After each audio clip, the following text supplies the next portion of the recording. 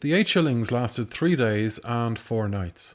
After my bad experience in the Waterloo Road, it is a curious but well known fact that bugs are much commoner in South than North London. For some reason, they have not yet crossed the river in any great numbers.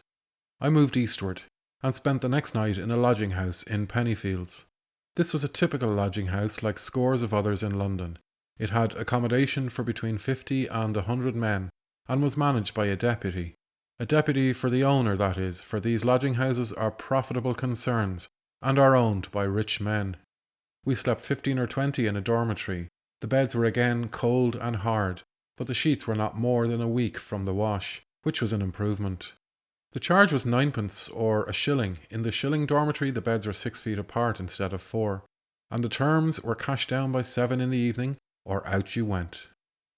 Downstairs there was a kitchen, common to all lodgers, with free firing and a supply of cooking pots, tea basins, and toasting forks.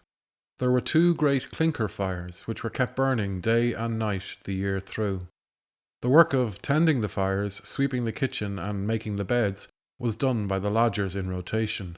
One senior lodger, a fine Norman-looking stevedore named Steve, was known as head of the house, and was arbiter of disputes and unpaid chucker out.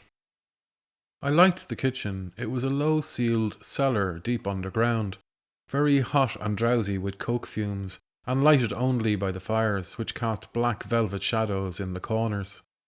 Ragged washing hung on strings from the ceiling.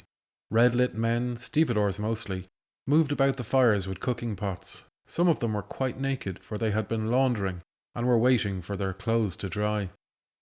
At night there were games of nap and draughts, and songs. I'm a chap what's done wrong by my parents was a favourite, and so was another popular song about a shipwreck.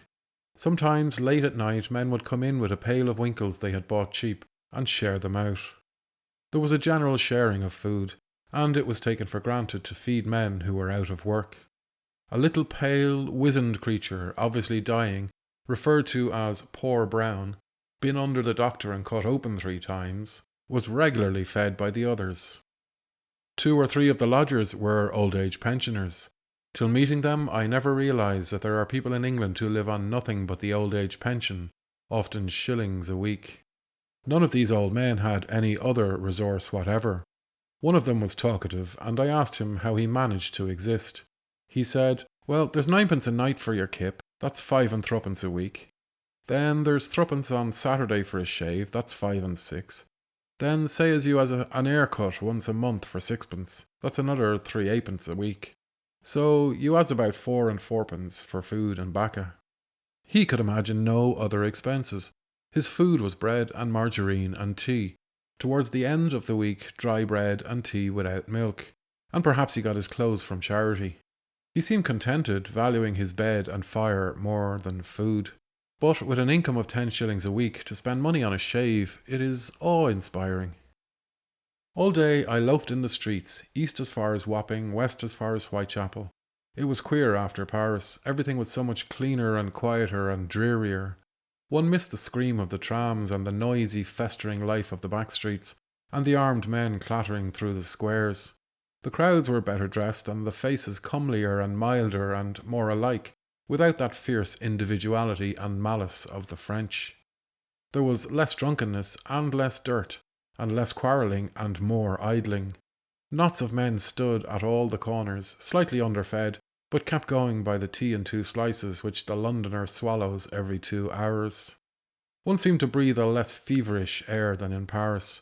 It was the land of the tea urn and the labour exchange, as Paris is the land of the bistro and the sweatshop. It was interesting to watch the crowds. The East London women are pretty. It is the mixture of blood, perhaps. And Limehouse was sprinkled with Orientals, Chinamen, Chittagonian Lascars, Dravidians selling silk scarves, even a few Sikhs, come goodness knows how.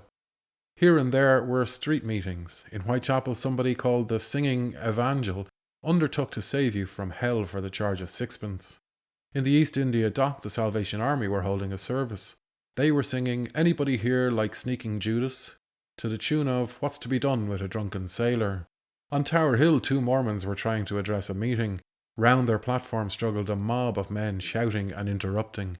Someone was denouncing them for polygamists.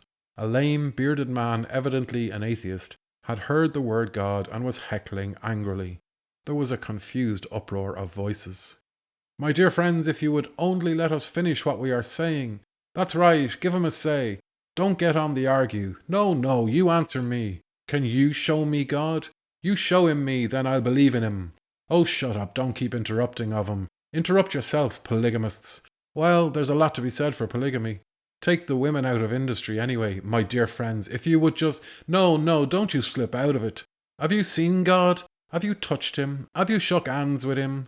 Oh, don't get on the argue, for Christ's sake, don't get on the argue, etc., etc.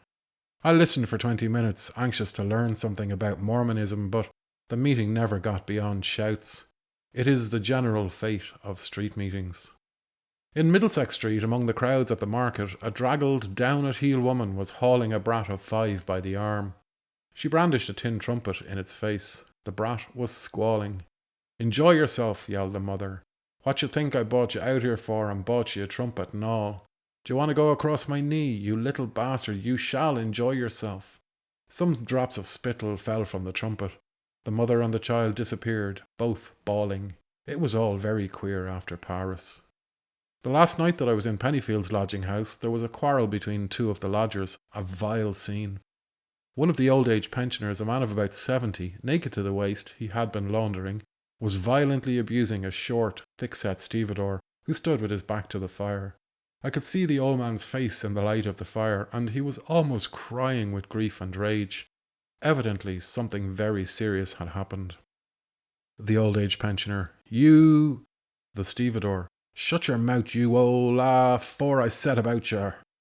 The old age pensioner: "Just you try it on, you. I'm 30 years older than you, but it wouldn't take much to give you one as'd knock you into a bucket full of piss." The stevedore: "Ah, and then p'raps I wouldn't smash you up after, you old..." Thus for 5 minutes. The lodgers sat around, unhappy, trying to disregard the quarrel. The stevedore looked sullen, but the old man was growing more and more furious. He kept making little rushes at the other, sticking out his face and screaming from a few inches distant like a cat on the wall, and spitting.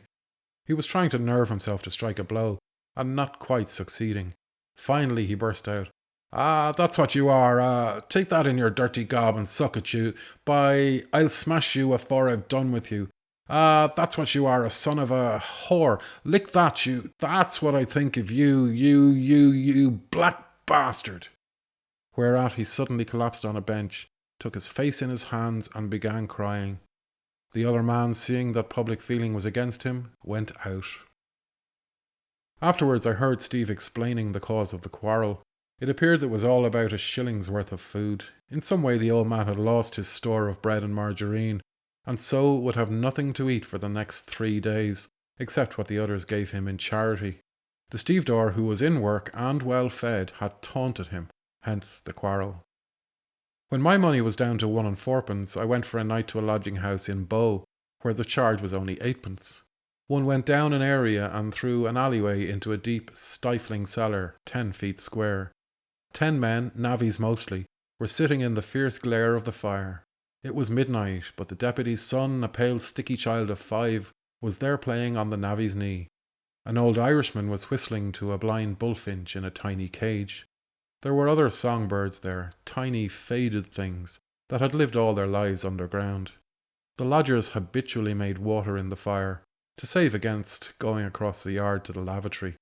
As I sat at the table I felt something stir near my feet, and looking down saw a wave of black things moving slowly across the floor. They were black beetles.